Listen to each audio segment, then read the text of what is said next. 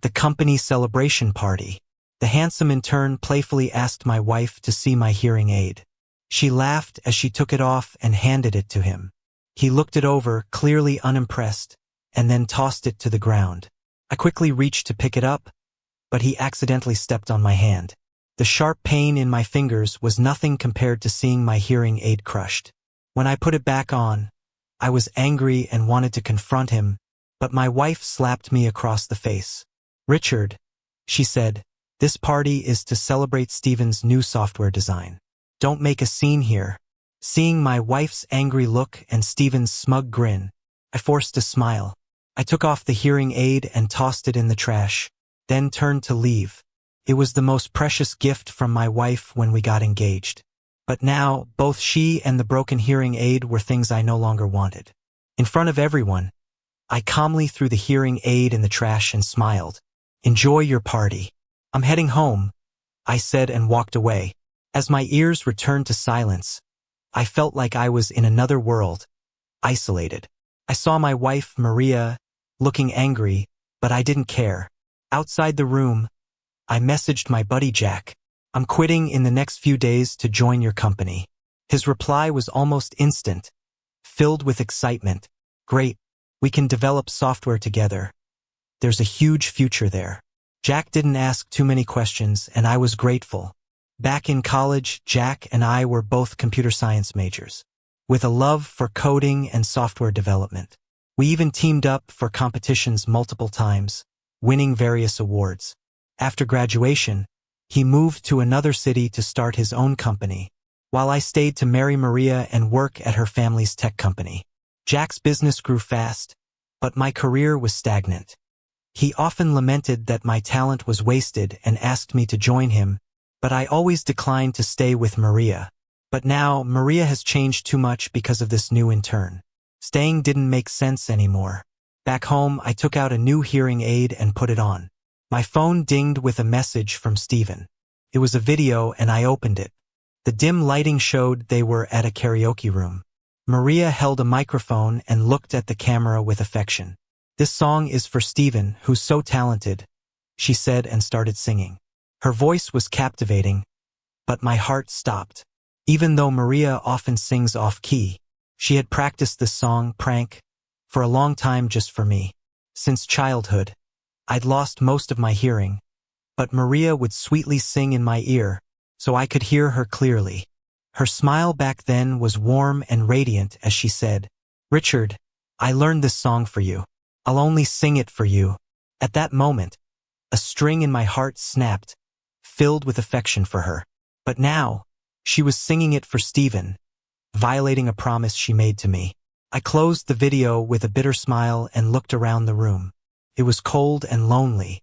I opened the closet and started packing a suitcase.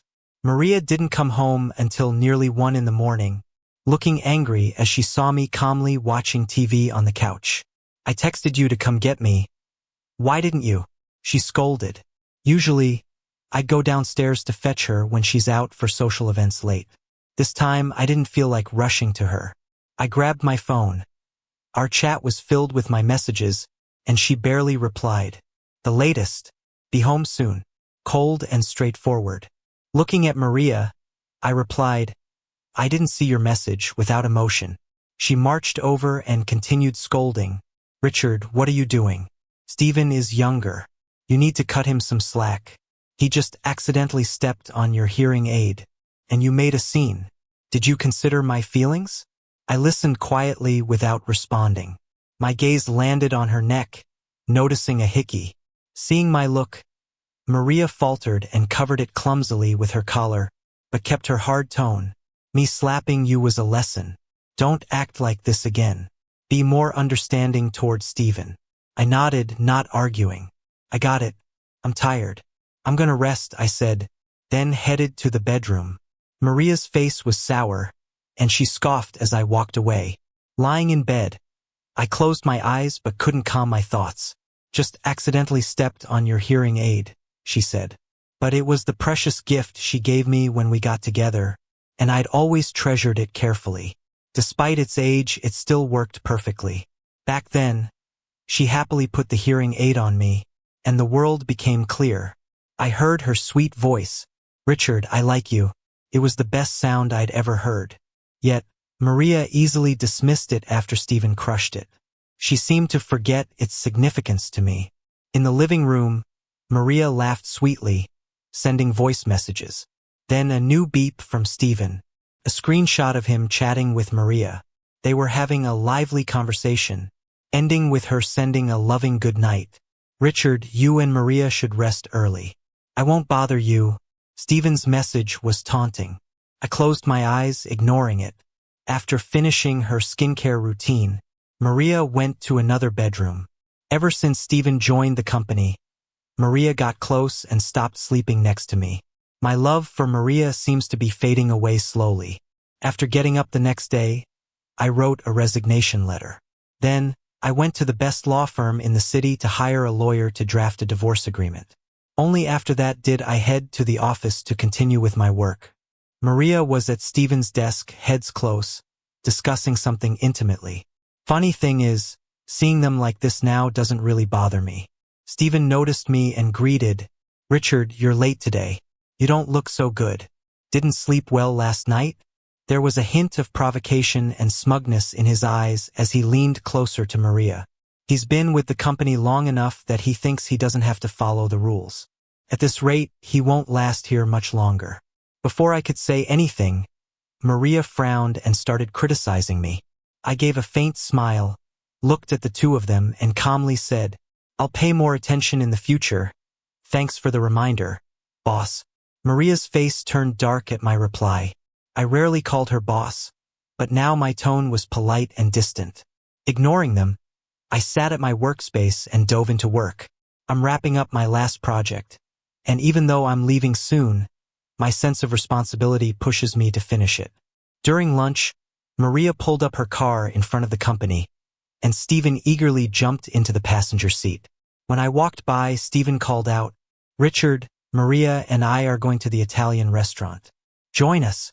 Despite his words, it didn't seem like he had any intention of giving up the passenger seat. I shook my head, smiled, and said, "I'm not a fan of Italian food, you guys go ahead." I walked away without looking back. Maria's voice faintly called out, "His temper's been foul lately. Ignore him. Let's just go eat." I smiled, erasing them from my thoughts. While eating, I casually scrolled through my social media and saw a post from Stephen. "When the boss knows you smoke, she gifts you this branded lighter. Best boss ever. I'll work for her forever." I raised an eyebrow at the picture he posted. There was a fancy lighter on the table. The background was clearly Italian food, and in one corner, Maria's delicate fingers were visible. Back when Maria and I started dating, I had a habit of smoking under stress. She'd always take the cigarette from my hand, smoke it herself, and end up coughing with tears in her eyes. I quickly stub it out and pat her back. With teary eyes, she'd pout and half-jokingly, half annoyed, say, "Richard, I hate the smell. If I catch you smoking again, I'll smoke it myself and make you worry." With her small fists and adorable demeanor, she looked so cute. I'd smile helplessly and quit smoking for her. Once Stephen came along, Maria's attitude towards me started wavering. Sometimes, I'd find myself taking a puff again, and she'd always scold with disgust, telling me to stop because she hated the smell. Yet now, she's given Stephen a lighter. I shook my head and put my phone away, a dull feeling growing inside me. After work, I came home to find a suit Maria had customized for me was delivered. She loves dressing up both herself and me. Since we got married, all my clothes have been picked by her. Whenever I put on new clothes, her eyes would light up, and she'd twirl around me, praising my fit and calling me a natural clothes hanger, eventually diving into my arms to plant a kiss on my cheek. Maria always said I looked best in suits, so she'd order the latest ones each season and have them sent home. Remembering this stirred something inside me. I tried on the suit only to find it didn't fit at all. Maria knows my size well, and after ordering clothes for so long, the store shouldn't have made a mistake. I took the suit off, put it back in its bag, and drove to the store. There, I unexpectedly ran into Maria and Stephen. "Stephen, you look great in that suit." Maria exclaimed, "I've set up an account for you here. Feel free to come by often, it's on me." I glanced over at them. Stephen was straight-backed in the newest suit of the season, while Maria looked on with a flushed face, both exchanging smiles with a hint of intimacy. "Mr. Richard, what brings you here?" A store clerk recognized me and shouted. Her voice was just loud enough that both Maria and Stephen heard. They quickly separated and turned towards me. Maria's face quickly turned angry as she marched over. "Richard, what are you doing here? Were you following me? You've got some nerve." I looked at her calmly, then at Stephen behind her. I sized him up from height to shoulder measurements. Letting out a soft chuckle, I realized my suit was ill-fitting because Maria had mixed up my measurements with Stephen's. "I wasn't following you. The suit you ordered arrived, but it's not my size, so I'm here to return it," I said, swinging the garment bag in front of her. "Here it is, I have other things to do, won't disturb you too." I turned to leave, with a mix of emotions crossing Maria's face as she glared at me. "Richard, don't go too far. There's nothing between Stephen and me. Don't think so lowly of us." I shrugged with a smile. I didn't think anything of it, no need to get worked up. With that, I turned and left smoothly. I felt a sense of progress. Seeing Maria and Stephen interact no longer hurt as much. Later that evening, Maria surprisingly came into my room after her shower. She was wearing a thin nightgown, her curves clearly outlined.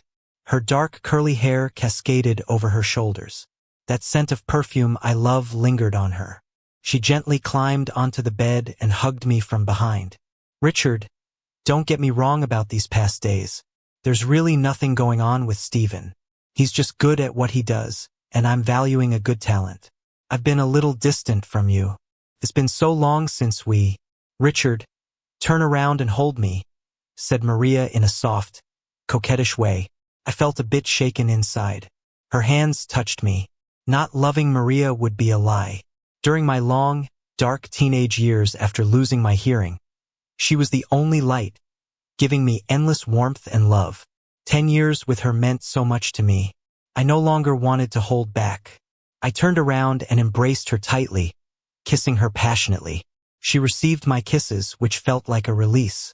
I reached for my hearing aid, wanting to take it off for something more. But Maria's phone rang at the wrong moment.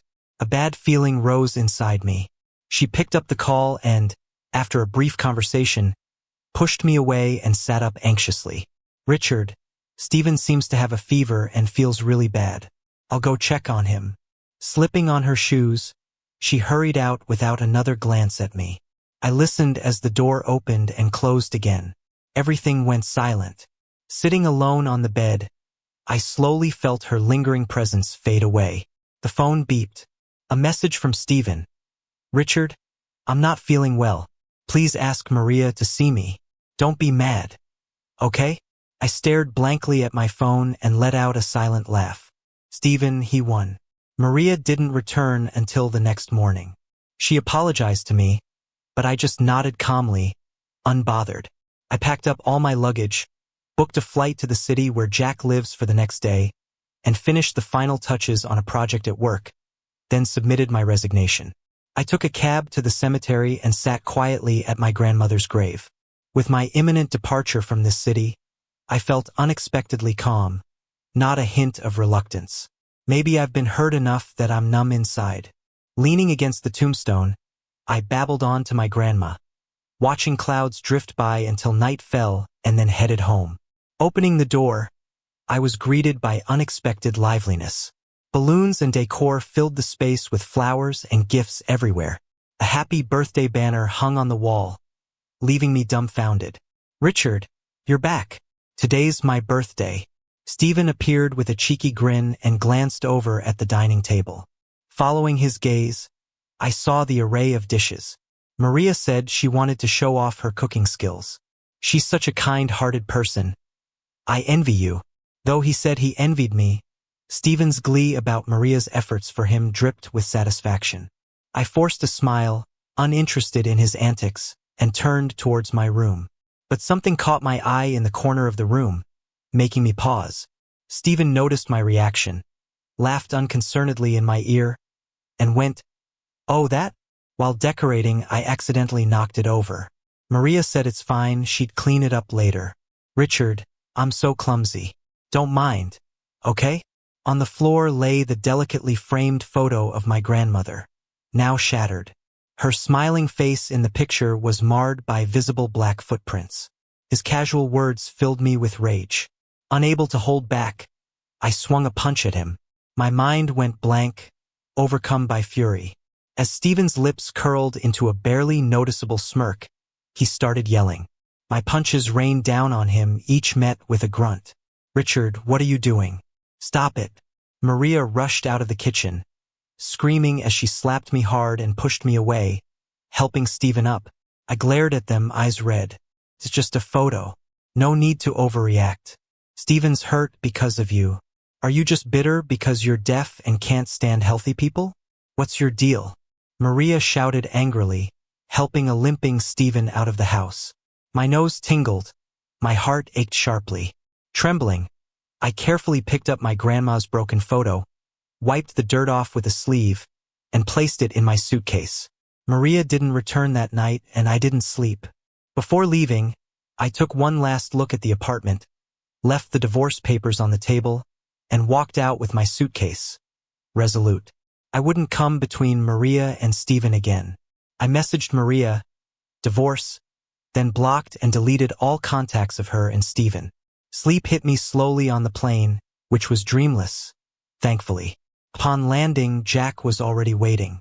He took my suitcase, a look of curiosity in his eyes, but he didn't ask, just patted my shoulder. Back in the day, we were unbeatable together. I'm really glad you're here. I smiled back at him, a bit of anticipation and future prospects warming my heart. Jack settled me in, then took me to get on board at work and to get used to company operations. I joined a project developing new software and poured myself into work. Immersed in code, I rediscovered that familiar, carefree feeling. Ideas flowed easily. After suggesting some improvements, my colleagues looked at me with new respect. No wonder Mr. wanted so badly to recruit you. You're great, a colleague praised endlessly. I smiled gently, satisfied with my life now. After that project ended, the client is really happy with us. Jack even gave us a big ol' bonus. He took us out for a celebration dinner, and I became the star of the night. No more public humiliation for me. After we left the restaurant, the cool evening breeze hit my face, and I sobered up a bit. Then there was Richard. Turns out you were hiding here. What's up with all this drama? A furious voice shouted at me. Then Maria rushed over. It had been a while since I'd seen her. She seemed worn out, glaring at me angrily. Come back with me. You can't just run off whenever you want. You're such a troublemaker. Maria grabbed me, trying to drag me away, waking me up instantly. I shook off her arm, stood my ground, and just gave her a cold stare. Maria couldn't believe it. Richard, you... I cut her off, my voice icy. Let's get a divorce. I'm done. The papers are on the table. You've probably already seen them. Her shock was clear as day. A divorce? She stammered. I nodded without a hint of humor. Just then, my ride pulled up. I walked away, leaving Maria standing there speechless. She followed me into the car, dazed, still not fully grasping what I'd said. Richard, I took off my hearing aid, finally finding some peace. Maria sat next to me, dazed, and followed me like a shadow when I got out. As I entered my home, Maria tagged along, trying to come in with me. I blocked her at the door. Go sign the divorce papers. We're done. Her face went pale as the realization hit her. No, I'm not leaving. I'm not divorcing you. Richard, let me in or I'll sit here all night. Back in the day, when we were dating, Maria would pout, and I'd give in almost instantly. But now, she looked at me with tear-streaked eyes, and I just felt nothing. Suit yourself, I said, shutting the door despite the plea in her eyes. The alcoholic buzz hit me again, and my head throbbed as I washed up and passed out. The next morning, as I was going out, I found her curled up in the corner. She really stayed all night. Hearing the noise, she opened her eyes and quickly came over. Richard, I thought all night. It's my fault. I shouldn't have gotten too close to Steven and ignored your feelings. I looked calmly at Maria, tired and with dark circles under her eyes. I'll keep my distance in the future. Can you not do this? Come back with me? She sounded desperate, no longer proud. I shook my head. There's no going back. With that, I left for work, diving back into a satisfying job. At Maria's company, despite my talents, I was always sidelined, especially when a young hotshot like Steven joined. Maria favored him, and he always tried to outshine me, even stealing credit for my work. Maria stood by while he humiliated me in public, trampling on my love little by little. Luckily, I chose to leave and shake off the gloom. Just as I was deep into some coding, Jack came over, patting my shoulder, with a complicated look. Richard, Maria is at the front desk causing a scene looking for you. Go check it out. I frowned and headed to the front. Maria's eyes lit up when she saw me. She left the others and rushed over with a smile. Richard, look, I got this custom suit for you. Sorry for messing up the size last time. I've canceled Steven's card. He won't bother us again. I felt conflicted, refusing the bag she offered. I don't need it. You don't need to please me. Tears began to well in Maria's eyes. She came closer to hug me. Richard, stop being mad at me. I know I was wrong. I shook her off, my patience running out. Maria, how many times do I have to say it? We're over. Stop wasting your efforts and stop making a scene here. Normally, I kept my cool with Maria, but seeing how serious I was, tears welled up in her eyes. Go home. I sighed and walked away, her hand brushing the fabric of my coat, but not managing to keep me from leaving. I thought refusing her at work would make her give up, but I didn't expect her to be waiting at my door when I got home from work. Richard, you're back. I went to the grocery store and got a ton of ingredients to make you a special dinner tonight. Maria greeted me with a beaming smile. I noticed the sweat on her nose and her flushed cheeks, bags of groceries in hand. Her upbeat voice almost made me feel like it was old times, when things were good between us. But then I snapped back to reality. Maria looked up at me with wide eyes. I shook my head. You don't have to do this. She insisted, holding the door as I tried to close it. Let me in, she said, desperate. I gave in, and she came in, bustling around the kitchen preparing a meal. For a moment it was like the old days, but only in the faintest way. Soon the table was filled with aromatic dishes. Maria's eyes sparkled as she urged me to try them. She was stubborn like before when she pursued me. Her unwavering determination eventually broke down my defenses. I ended up loving her with all my heart for 10 years. Richard, we've loved each other for so long. I can't bear to let you go.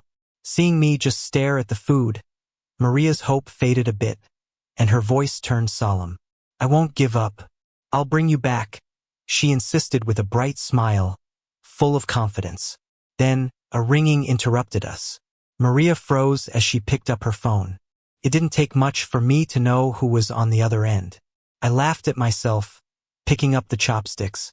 But then the doorbell rang. I stood up to open the door. Before I could react, I got shoved hard. I lost my balance.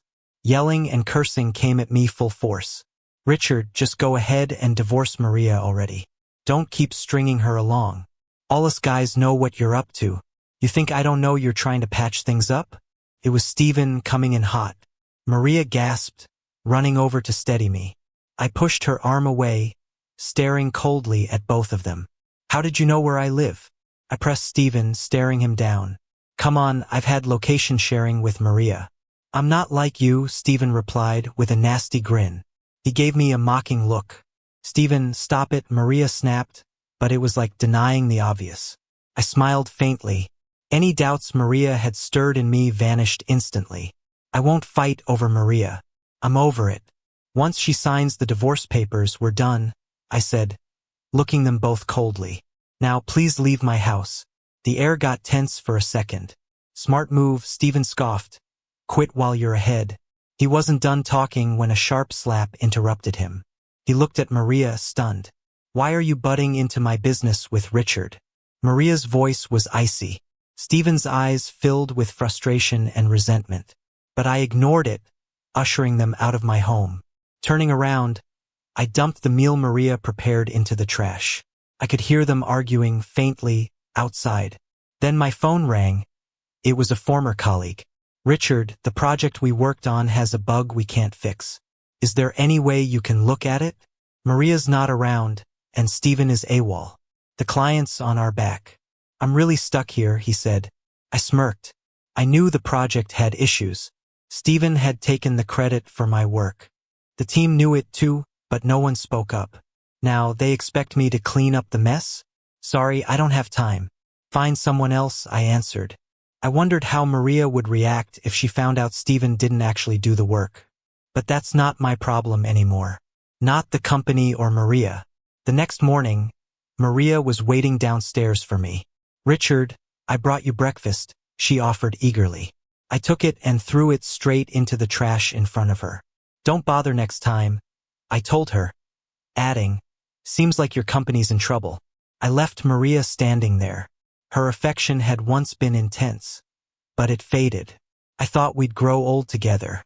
Turns out, she couldn't resist something new.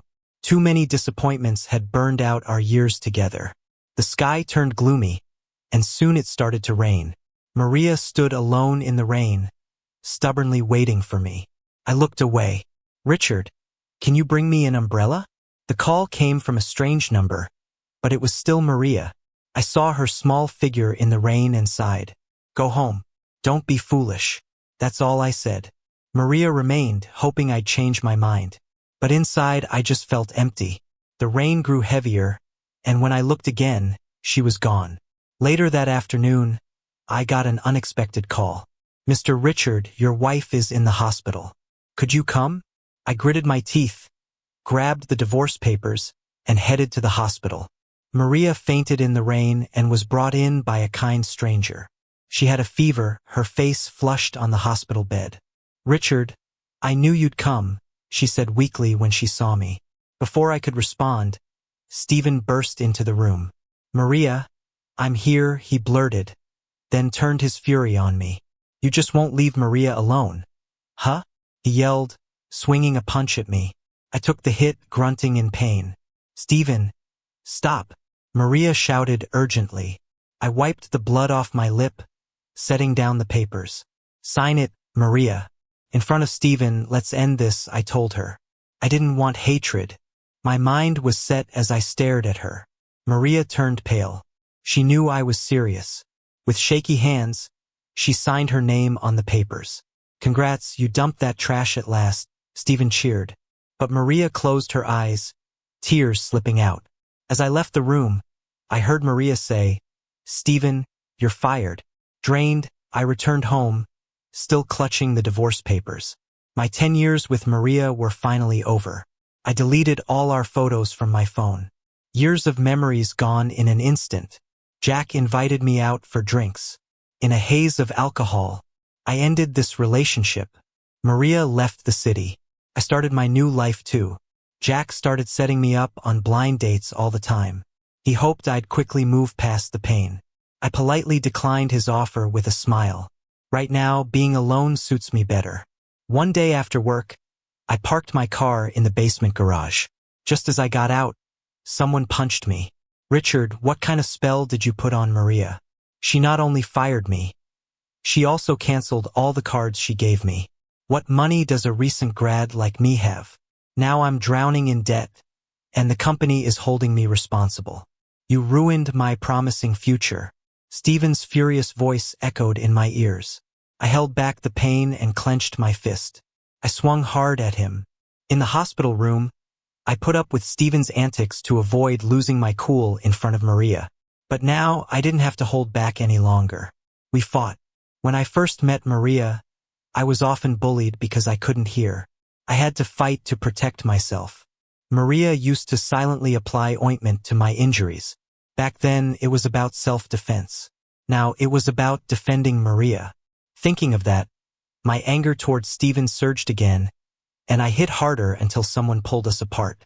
I spat out a mouthful of blood and smirked at Steven. We were taken to the police station. After they took our statements and lectured us, we were finally free to go. Maria rushed over from another city.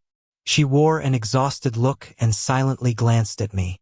We had once been close, but now we were just strangers drifting apart. "Stephen, don't bother me again," I said, glaring at him. Fear finally flickered on his face. "Richard, you—" Maria started to speak hesitantly. "Let's keep it formal and stick to full names," I replied. I looked at Maria and felt completely at peace. From now on, we had no ties. After saying that, I felt a weight lift off me. I turned and walked away, without a trace of reluctance. The road ahead was long, but Maria would no longer be by my side. Maria's epilogue. The first time I saw Richard, I was skipping class and hiding in the sports equipment room. He was sitting in a dim corner, his head lowered, with his hair covering his brow. He startled me. I approached and patted his shoulder. When he looked up at me, my breath caught. His eyes were the most beautiful I'd ever seen. I asked him, "What's your name?" He saw my lips move, pointed at his ear, and waved his hand. Turns out he couldn't hear. I fumbled around for some paper and a pen and handed them to him. He smiled, despite the bruises on his face, which did nothing to lessen his good looks. He scribbled down Richard in flowing script. So he was the guy who was always at the top of the grade ranking. I began pursuing him and learned about his poor family background. He lived with his grandma, lost most of his hearing from an illness, and wasn't much of a talker. I also found out that he worked hard and was a perpetual top student. Richard was cold to people because he was bullied a lot, and I was no exception. Getting close to him was incredibly tough. But I didn't give up. I made him breakfast, sang to him, and gradually inched closer. He started smiling at me more. The day we got together, I gave him a hearing aid and confessed, "Richard, I like you." I saw tears glistening in his eyes and playfully ruffled his hair. He suddenly hugged me tightly, burying his head in my neck, hot tears streaming down. I thought, he's falling for me. After graduation, he joined my family's company and stayed in town for me. We naturally fell in love and got married. During that time, his grandma passed away, and I was by his side. Richard held me close, his voice low and choked, saying, "You are the person I love most in this world." I hugged him back just as tightly. Later, while living a mundane life with Richard, I started feeling bored and empty. Then Stephen came along. He was young, energetic, and charming, always making me happy. Plus, he was really competent at work. I grew closer to Stephen and began pushing Richard away. Richard became more silent, sometimes giving me looks I didn't recognize. But after 10 years, I was sure he'd never leave. At a celebration party, I slapped Richard for Stephen. He looked at me quietly, then took off his hearing aid and threw it in the trash. It was a long time before I realized that was the first hearing aid I gave him. He cherished it more than his own life.